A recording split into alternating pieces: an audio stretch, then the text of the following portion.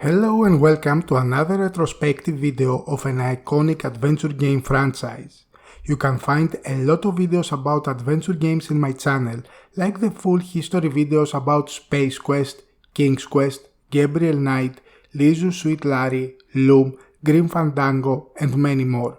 You can also find a 2-hour documentary on the history of the genre with the rise and fall of the adventure games. If you like the content of my channel, please consider supporting it by subscribing and turning on the notifications for it. You can also consider supporting me by becoming a member of my YouTube channel. There is one membership tier and you will have a lot of benefits like exclusive updates on upcoming videos, you get to watch each new video earlier, you get to decide the topic of upcoming videos, and also member exclusive giveaways that will follow. This time we are going to cover a series that began with high hopes of becoming a long-lasting franchise but was cut short after the release of the second game. This is the full history of the Laura Bow series, which regardless of the small number of games still managed to make a mark in the adventure game genre.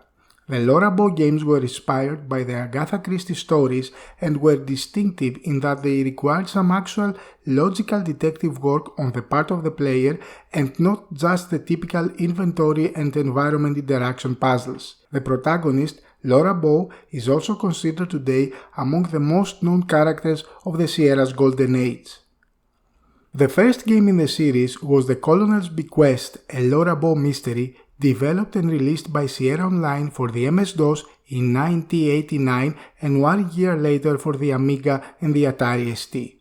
The Colonel's Bequest was supposed to kick off a new franchise by Roberta Williams, who was the director of that game, that of the Laura Bow mysteries. The game takes place in 1925 when the protagonist, Laura Bow, an aspiring journalist and daughter of a detective, gets invited by a friend at Colonel Henry Dijon's mansion. The picturesque mansion located at the Misty Acres amid a sugar plantation in the American South is the ideal place for the reclusive colonel who has gathered his closest relatives for a dinner.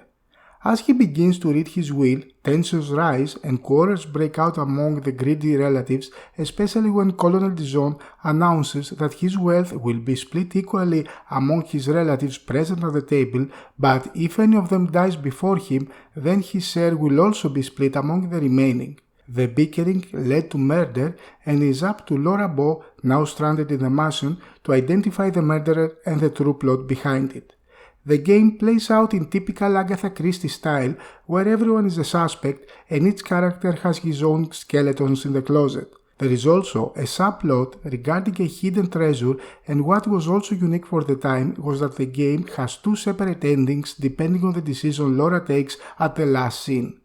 The Colonel's Bequest is unique in the fact that it focuses more on characters and less on puzzles. Even though solving puzzles awards the player points, the game can be completed by discovering many important details about the characters or even identifying the murderer. The game's characters make plans to be in certain places at certain times, which allows Laura to follow them, but they may also get annoyed if she asks too many questions or if she is late. Death lurks in every corner, but Laura is almost never threatened by the mysterious villain because she is not related to the Dijon family. Still though, she can get killed in typical Sierra fashion of the time through accidents like falling from a balcony. The Colonel's Bequest was created using the first iteration of the Sierra Creative Interpreter or SCI, utilizing 16-color graphics and a text parser user interface. The music is quite interesting also, being typical of the 1920s and the New Orleans jazz style. Upon release, The Colonel's Bequest received positive reviews with critics praising the story and characters.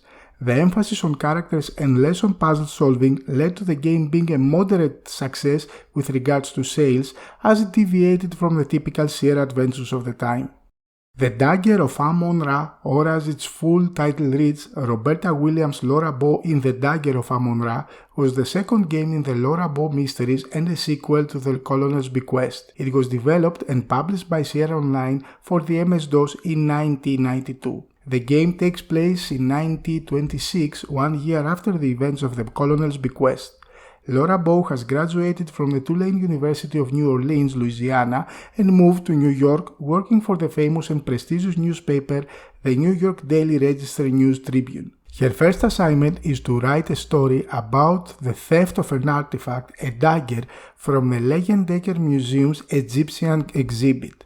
When a murder occurs inside the museum, Laura is locked inside along with the other visitors as they are all treated like suspects. When the rest of them gets killed one by one, Laura must again solve the mystery and most importantly stay alive. As was the case with the previous game, the Dagger of Amun-Ra features multiple endings. There are 4 in this game, depending on Laura, and if she gathers enough evidence to expose both the murderer and the thief. The gameplay is more typical of the Sierra adventures of the time, featuring puzzles that require inventory and environment interaction, but since this is a Laura Bow game, a lot of true detective work is also required to progress and finish the game. The interface is a pure point and click, featuring icons for different actions, and an additional icon is used to ask characters a question about a topic listed in Laura's notebook, which auto-populates it with names, places and other subjects that she had previously heard or encountered. To complete the game, Laura must answer a series of questions to the police interrogator to prove that she has solved the theft and murder. The ending of the game can change depending on the answers given to the questions, most notably in that Laura can be killed if the player doesn't know the identity of the main murderer. Unlike the first game, it was not written or designed by Roberta Williams, who was a creative consultant on the project. It was actually written by the familiar pen of Josh Mandel, who had collaborated in numerous Sierra IPs. The original release was in floppy disks, but there is also an enhanced CD-ROM version that includes voice acting. It was developed using Sierra's Creative Interpreter version 1.1 featuring 256 color VGA graphics. The game was received positively by fans and critics alike, praising its graphics and characters, but criticizing its convoluted story. However, due to the fact that Roberta Williams was busy at the time doing other projects, a possible third game in the Laura Bow series was pushed back until it was finally dropped. In 2019, a new game was announced titled Laura Bow and the Mechanical Codex by the Estonian studio 9Zyme Entertainment. However, the studio hasn't secured the rights from Activision during the creation of this video, and hence it is unclear if this game will ever see the light of day. The recent events with Microsoft purchasing Activision Blizzard have made the case even more complex, but I hope things get sorted out as the game seems quite promising from the first screenshots and gameplay video that the developer has released. That was the full history of the Laura Bow games, a franchise that combined a beloved character and tried to diversify Sierra's portfolio towards a more interactive storytelling than the company enhanced with other projects later on, like the case of Phantasmagoria. Do not forget to watch my other retrospectives on iconic franchises like Loom, King's Quest, Space Quest, Gabriel Knight and more. You can also find my 2-hour documentary on the rise and fall of the genre. If you like the content of my channel, please consider supporting it by subscribing and turning on the notifications for it. You can also consider supporting me by becoming a member of my YouTube channel. There is one membership tier and you will have a lot of benefits like exclusive updates on upcoming videos, you get to watch each new video earlier, you get to decide the topic of upcoming videos, and also member exclusive giveaways that will follow. We will have more adventure game videos soon. Thank you all for watching.